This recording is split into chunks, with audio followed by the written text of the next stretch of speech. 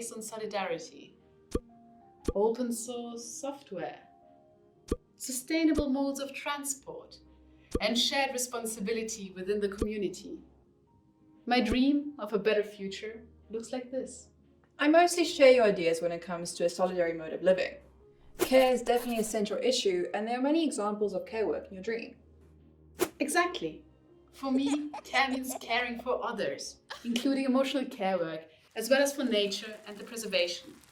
For example, by not using harmful fertilizers and pesticides.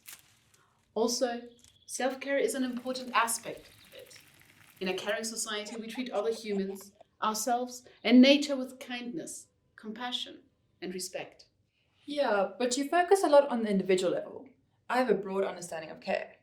In my vision of a solidary mode of living, society appreciates care work as the foundation of everything, and it provides adequate conditions for it.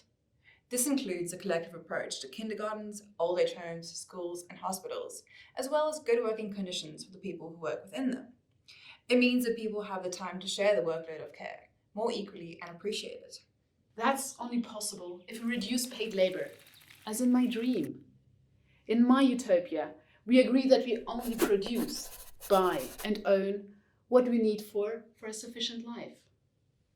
I guess it's a necessity to reduce production and consumption due to planetary boundaries. Yet, I'm not sure I would include sufficiency in my personal utopia.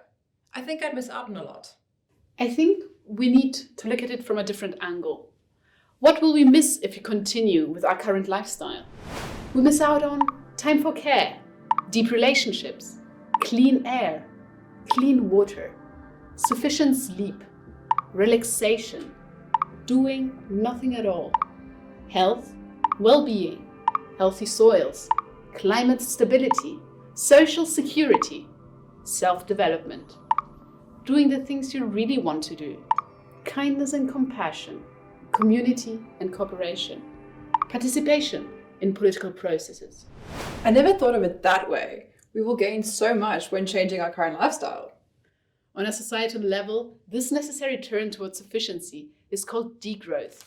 It means we actually decide together which aspects of the economy we really need to grow and which we'd rather see shrink. To ensure a secure and good life, we still need infrastructure and certain goods. Like in the co-housing project, the people living there also need access to water, energy, medical services, and more. Does that mean we still need corporations to provide these services? I don't think so. When I think about a future based on solidarity, I imagine all this infrastructure as commons, meaning that they are owned by the public and organized by the workers and consumers themselves. Energy corporations, like the windmills owned by the neighboring communities, would then produce renewable energy for people, not for profit. Also, services and knowledge will be owned and organized publicly.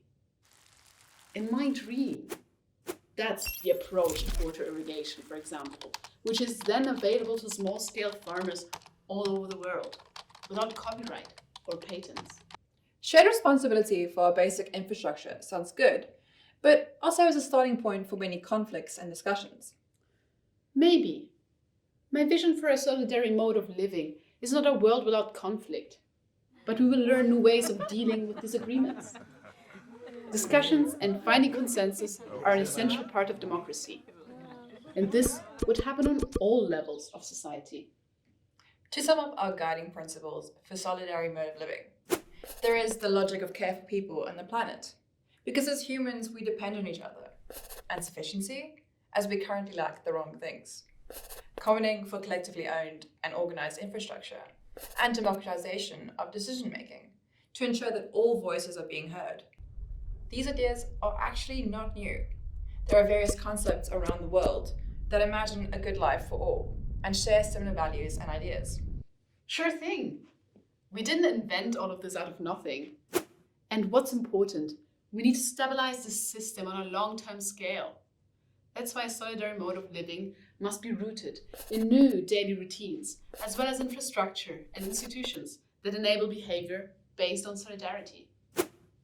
Systemic changes are needed to reevaluate care work, rethink wealth, give power to the people, and achieve a good life for all. Sounds like a dream worth working on. Well then, let's make it a reality.